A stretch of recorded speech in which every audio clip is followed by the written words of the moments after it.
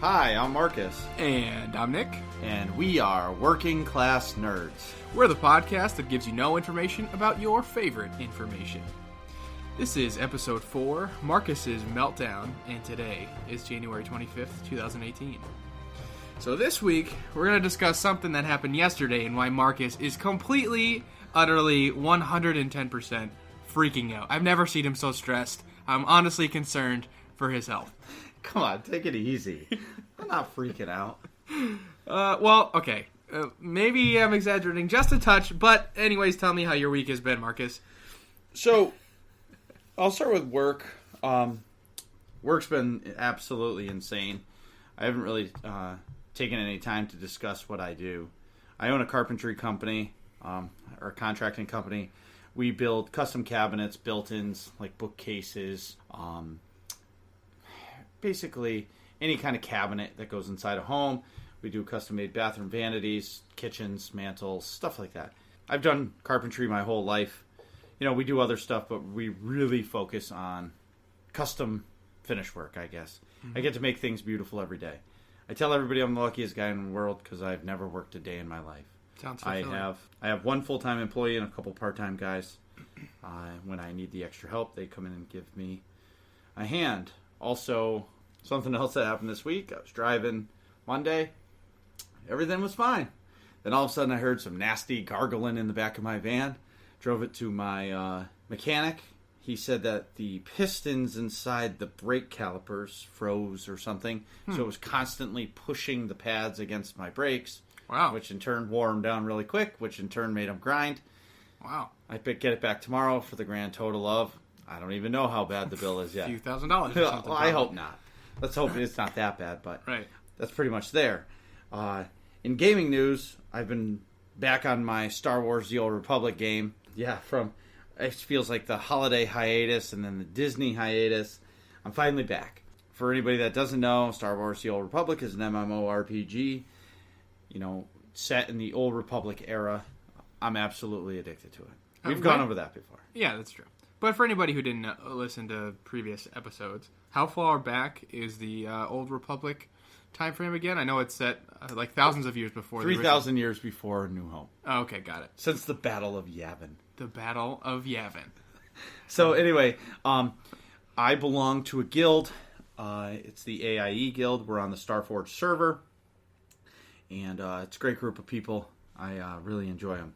So I'm on two operations teams. One is my Sunday night team where I'm the leader of, and the team name is the Death Star Troopers. That's pretty sweet. It is pretty sweet. And this week, on Sunday, we got back into it after, again, my hiatus at Disney. We went to the Gods from the Machine operation, which is PvE content. It's an 8-player event where you have 2 healers, 2 tanks, and 4 players just doing damage. So anyway, they've been releasing one boss at a time because budget issues, whatever, sure, from the developers. But so there's 3 bosses that have been released. The third boss, Nahut, okay, the son of Shadow. We've been having a lot of trouble with him. I mean, trying. I mean, what type of character sort of is this guy? I don't know. He's a machine of some sort, and you need to... He's stealth, so there's a candle in the middle of the room to start the fight. Okay. And each player needs to light the candle so everybody else can see him, and there's a timer on it. And when it runs out, you have to pass the candle to another player, and you light him up. So then the next player, then everybody else can see him, and it cycles through the first phase of the fight. And then in the second phase of the fight, you have to kill some conduits and turrets and DPS the boss down, because if you're not DPSing the boss down, you're not progressing enough to get into phase 3, right? Which he loses his stealth ability, and it's basically a DPS race until the map pushes you off the ring you're on. Or in this case, it's a black hole. It grows to a point where it consumes everybody. Right. So you have to kill him before the black hole consumes everybody. Correct. So, I mean, we've wiped so many times on it, and this past Sunday, we got him down to 4%, which is the closest I've gotten on any team. And it was great. We were excited, but it still sucked that we couldn't do it. So 4% About how much? Because in that third phase, I'm assuming that's the third phase. Correct. So, and everyone's all out DPS. Yes. So, about how much more time would you have needed to kill him? I don't know. It's hard to say. Roughly. But there was like 376,000 hit points left. Okay. So, I don't know. A ton of lightsaber hits or a ton of blaster bolts. So, I guess I should ask, how long did it take you to get down to kill him from 100 to 4%? Like, that total raid. I don't really know. I never time it. Maybe 10 minutes or something. I don't know. From start of the boss fight to the end of it was only 10 minutes? Yeah, but it feels like forever. Yeah, I was going to say, I thought they're usually like something ridiculous, like an hour or something. Well, the most operations, they last hours or so because you have 5 bosses in a complete operation. This is just the third boss of this one operation. Okay, and they've staggered the release for development issues. Correct. Blah, blah, blah, yeah, blah, blah, blah. It's basically to give everybody an operation. They said that you can either wait a full year, right, and then you'll get them all, or we can release one every couple months or so you constantly have new content, which I don't think it's a bad idea. Right. I mean, there was a little bit of space in between the second and the third, but the fourth just dropped on Tuesday. Oh, so it's coming, but. Some people complain, but I feel like people complain just to complain. Yeah. New content to me is new content. Right. In any game. Right. So anyway, that was my Sunday night. And then on my Wednesday night team, I'm just a DPS player. Mm-hmm. It's SUP, which is Sith with Unlimited Power. We went to the Gods from the Machine, and we actually finally took Nahut down. Sweet. So it was probably 11:15. Mm-hmm. We played until 11:30 or so. No, it was 11:30 on the nose, and we beat him. I screamed at the top of my lungs in my office, slid back in my chair, was like, yeah! I for sure thought I was going to make the dog bark, the baby wake up. I was so excited. Some teams, they get through it, and it's like nothing for me. We earned this fight. Right. So it felt so good. But on the plus side, with the latest update, 5.7, they released a new boss, Skyva, which is the mother. Ooh, the mother of the bosses, the prior. First 3? Yep, so the first one was Tyth, Son of Rage. Then it was the sisters, Leva and Esne. Mm-hmm. They were I don't know, they were like jealous or something. I don't know what they were. But, and then there was Nahut, the son of Shadow. And now we're fighting the mother. And she's pretty pissed that we killed her kids. Yeah. Well, I wonder why. So everybody agreed. We were all excited that we beat Nahut. So we were like, listen, we're playing late tonight. So everybody, we went through the next part of, we call it like the trash area where there's just regular mobs that lead up to the boss. Yeah. And we got to Skyva. So is that some like other cutscenes and stuff like that make the story? Once you get to the boss, there's a new cutscene. To get into it, but into the boss area. Right. But there's like your normal NPC mobs that you're fighting all the way, and it was kind of a puzzle because it's a long path. I'm not going to give any spoilers on it yet because it just came out to get there. But it was an awesome time getting there. And then we took one run at the boss, and I guess from the way I understood, we got to the third phase, which there's usually 4 phases. Mm-hmm. That's the way I understood it. Which is pretty good for a first run. We'll get her next week, but I feel we were like the first ones in our guild to see her. So we were all pretty proud of ourselves. And if you want to hear more about Star Wars The Old Republic in more depth, please go to iTunes or wherever you listen to your podcast and listen to the SOTOR Escape podcast with Max and Seema. They'll tell you all about Star Wars The Old Republic, things that I don't even understand, or I can't even explain to you. Right. They get in more detail, I guess. And if you don't even have a big interest in SOTOR, it's still a great listen. I've listened to it a few times. I don't play SOTOR. I've tried many times. I have tried many times. It's hard to get into something when it's going to be like your third or fourth game. But anyways, it's a great podcast. And what is it called again? SOTOR the Escape podcast. The Escape podcast. And definitely endorse it. Right, so they'll give you a little information about our guild, and then they'll do a playthrough. They're currently doing the Sorcerer class story, and they talk about the updates through the game. It's kind of play as they go. They do it live on Twitch, but I listen to the audio version while I'm at work. So if you'd like more information about our guild, the guild website is aie-guild.org. And if you're in Star Wars The Old Republic, you want to do a /C join AIE LFO, which is AIE looking for officer. If you're looking to join our awesome guild on the Starforge server, and we can get you an officer to get you into the game, because we would love to have you. All right, I'm done rambling. Nick, I'm just going to say this. Nick has been nearly fucking impossible to get a hold of this week. I'll text him or I'll call, and I get the message, work or class, dingle nuts. That's all I've gotten all week. So him sitting in front of me tonight is pretty epic because he's been so MIA. Yeah, well, I gave him, all right, you tell somebody your schedule, but I mean, most of the time when somebody tells me their schedule, it goes in one ear and out the other. Absolutely. And I know with Marcus, it's definitely the case. So I'm like, too much going on. Yeah, but so the dingle nuts comes in because I feel like I've already told him, and I'm like busy, and when you're busy, and somebody's trying to get a hold of you like urgently, and you're like, dude, this is not as important as what I'm doing right now. So that's where the dingle nuts part comes in. But I get it completely. It happens to me all the time at work, so I understand. But what's funny is, I think 2 days ago you said, "Hey, I said to you, what are you doing on Wednesday? I'm working." And then I'm texting you like crazy. And you're like, during work, I'm like, dude, what are you doing? Yeah, I get it. But, so obviously I've been working a lot. I'm still taking classes full-time and working pretty much full-time hours through this orientation phase of work. Once the orientation phase is done, which will be about the end of the month or so, I'll be back, on a full-time, or part-time status, I should say, so I'll be working less and more free to answer Marcus's incessant text messages.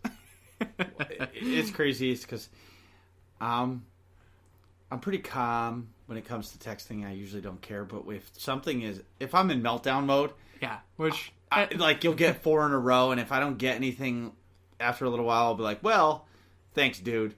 And yeah, we're like, yeah, thanks and you're a like, lot. wow, I'm like, geez, now, how is this my fault that I'm busy? What the hell? But other than working a whole lot, I did have a chance to conquer another section of Mordor in Shadow of War.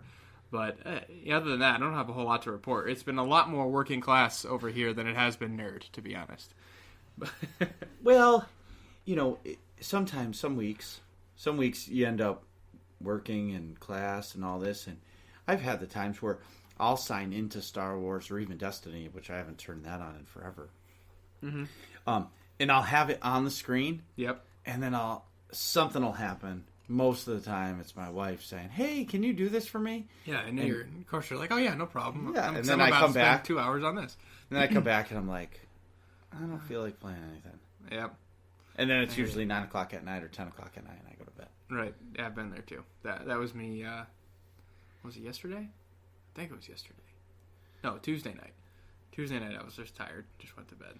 Well, it's hard. I tell everybody, Sunday through Thursday, I stay up until like 1 in the morning. Yep. And then get up at 5:30, 6 o'clock to go to work. Mm-hmm. But Fridays and Saturday nights, I'm in bed early. When everybody's staying up late, I'm going to bed early. Yeah, by that time, you're all exhausted. Yeah. So. All right. So, without further ado, let's get into the... I am not freaking out. The namesake of this episode, Marcus's Mega Meltdown. So, we read an article from, I believe you pronounce it Kotaku? I'm going to go with Kotaku. Sorry if I'm mispronouncing it. But it's a gaming news website. And they're doing a piece on BioWare's Anthem that's coming out. And they're talking about, different development stuff going on with Anthem and just different things about the game, blah, blah, blah. But Which it looks awesome. It looks pretty cool. Especially if you like that live style, sort of Destiny-ish type of game. The trailer looked really cool. But there's this one paragraph. It's probably about 5... Yep, I got it in front of me. It's about 5 lines long. No, 3 lines, sorry. And it reads as follows. BioWare has also discussed ending development on the multiplayer online game Star Wars The Old Republic. Those sources said, although one person familiar with the studio told me recently that the plans are still up in the air. And this sent Marcus into a tizzy. All right. I did not freak out. Yes, I did. A little. All right. So yesterday, I was freaking out a lot more than I am today. Mm-hmm. When I was trying to get a hold of Nick, I was trying to tell him, get a hold of him, and I couldn't. And I became the obsessive female that's just texting and texting. It was like stage 5 clinger, trying to get a hold of him because I was so upset. And I was like, we need to record an emergency podcast because I need to voice how I'm feeling right now. I'm invested in this game. I've spent countless hours playing this game, enjoying every single moment of it. Mm-hmm. And when I hear that the game isn't going to be shut down, they're going to stop making new content, right? Which means maintenance mode, right? Which is just the game is what it is. Everything's out there, and right? And they'll patch bugs that come up, but nothing new is coming out. It's basically the end of the road. Right. Now, I've seen maintenance modes last 2 years. Right. I've seen them last a year. I've seen them last a month. Right. You know, when it comes to EA will just shut it off because it's not making enough. Right. So, yeah, there's not a lot of public trust in EA's, customer-friendly decision-making. Right. Because if you look at what they did to Star Wars Battlefront 2... Right. They put the whole world into an uproar. Mm-hmm. Mass Effect Andromeda failed because of facial animations. You don't spend millions of dollars on a AAA game, and you and I buy it, open up the box. Yeah, and somehow the animations are gone. But I don't think that was BioWare's fault. No. I think that was... It was EA pushing them. It has to come out on this day no matter what. Right. And they're like, the game's not ready, and EA said, fuck you, put it out, we'll fix it in a patch. Right. Where... in the communities we live in now, I believe that you can't just ship something that's not ready. Right. With the power of the internet the way it is, and everybody has technology or news, we'll call it, at our fingertips. Yep. If I say fuck you to you, you're going to know about it within seconds because my wife was down here and she's going to text you and be like, oh, Marcus is talking shit about you. Right. You know what I mean? Sure. Instantly. Right. So... this article comes out, and it makes me go into, you said, a tizzy. Mega meltdown. Yeah, mega meltdown. And it makes me question, why is this happening? Mm-hmm. Is it because BioWare's on thin ice with EA, or is EA pressuring them, saying, look, you need to make this game the best game you've ever made, or we're shutting you down? Right. That's pretty much, I'm guessing, what they're saying. So what you're saying is basically the fate of BioWare is riding on the success of Anthem. It has to be. Right. Has to be. And no longer is BioWare being carried by Star Wars The Old Republic. Right. The player base has clearly dwindled to the point where it's borderline... Maintenance mode. Right. It's getting close to maintenance mode. Sure. Right. So the question becomes, what can be done to prevent BioWare and or EA from putting...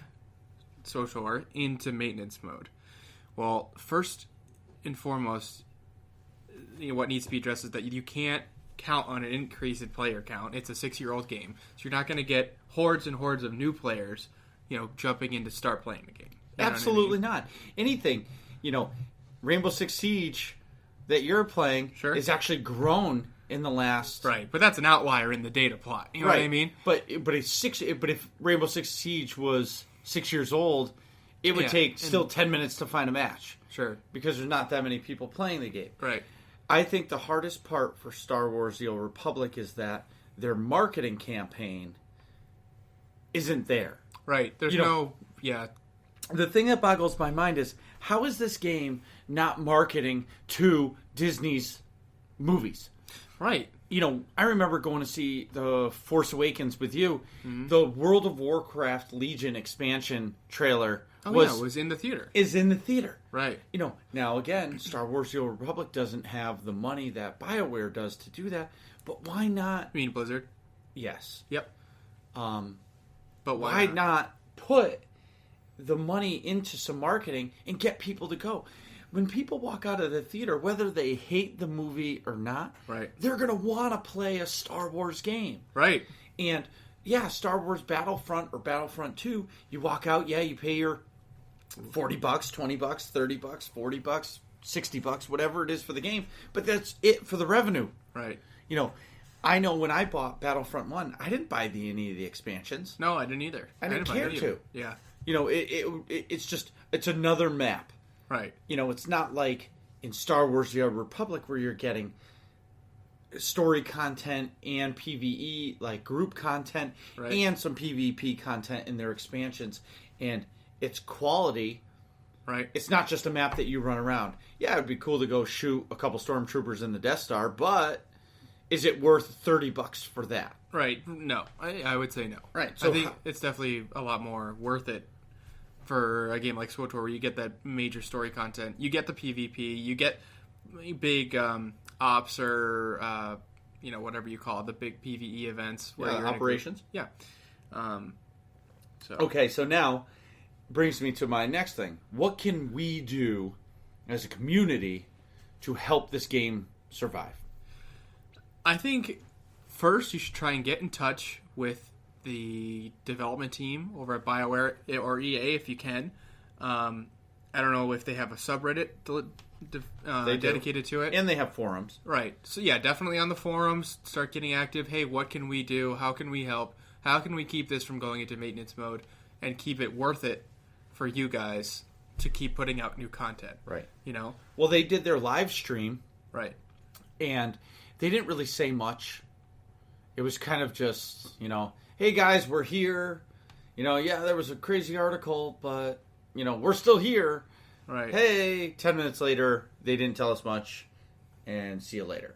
Right. And that right there makes me worried because they were like, fuck. I got to do something. We got to say something. Well, I said that last night. Right. They have to respond to this because that's a big fucking deal. Right. And who's to say all those guys aren't looking for a job? Right. Sending out resumes right now, yeah. Exactly, because right now, if an article comes out like that, somebody knows something.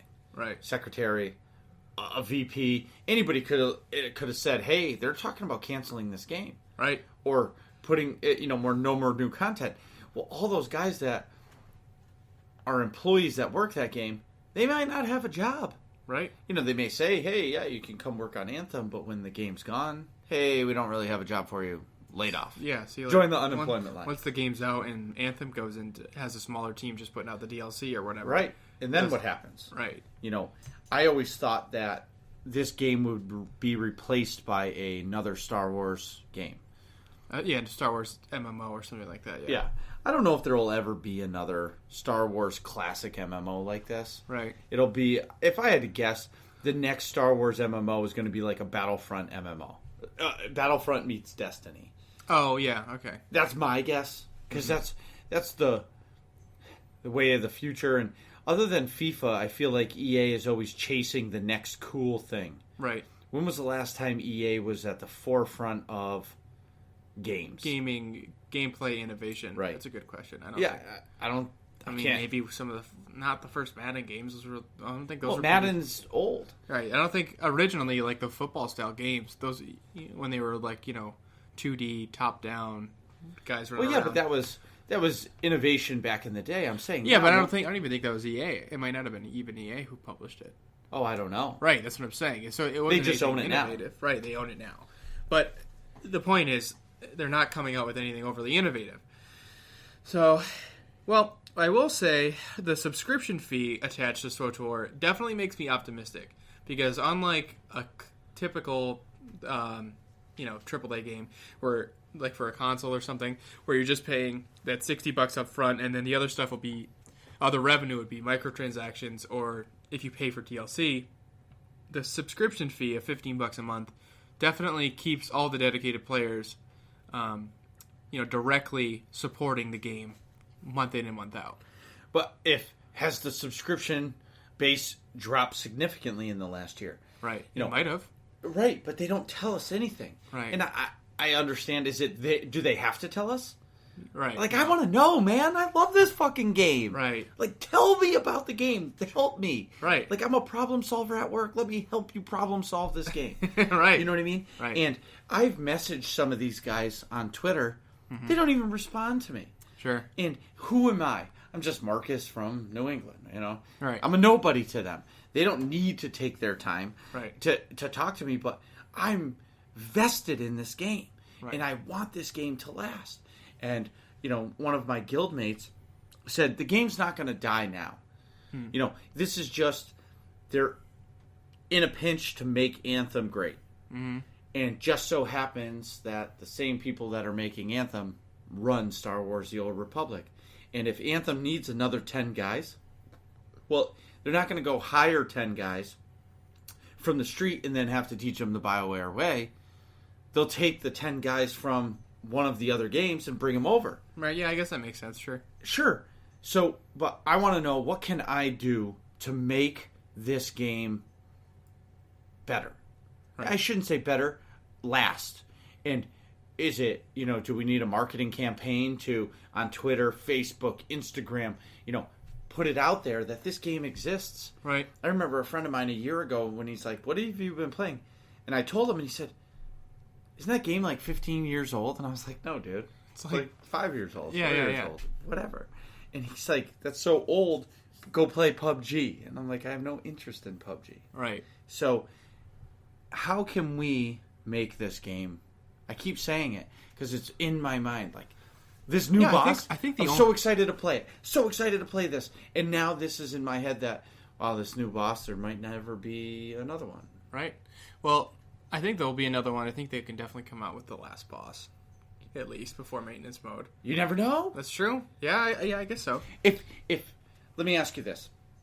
If it was, you have 2 employees, and in order to finish the job that you have to do, you need those 2 employees to work with you, but they're working on a project that's, it's making some money. Right. It's not super important. And it's not going to keep the lights on to your studio. Right. Would you pull them off to work on it and just leave the one guy, me, working on a game? Sure. Of course you would. Right, to get the other project done, yeah. Correct. Right.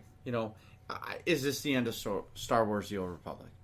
I don't think so. Okay. I don't think so. I'm fine with all this. I just needed to vent. Right. Thanks for listening to this shit show of my emergency meltdown. Well, before we wrap this up, I want to shit. we got a couple shout outs and thank yous. Yeah. I want to take a big shout out to my main man, Cameron in Florida.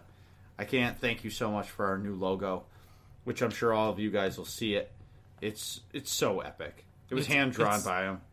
Oh my god. It's so much better than I ever thought it would come out as. It's just awesome. Can't thank you enough, Cameron. That was excellent. Yeah, thank you so much. And big thanks to our intro music at bensound.com because they did such a great job with it, and it helped us go from terrible sound to a nice intro before you hear our terrible sounding voices. Before you hear all the information about your favorite information.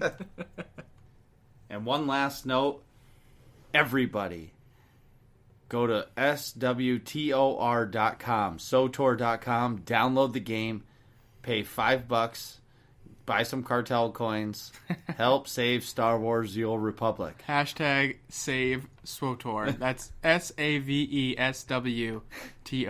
Oh, we're going to start a hashtag. That's great. What are you guys talking about in here? Find out next episode of Working Class Nerds.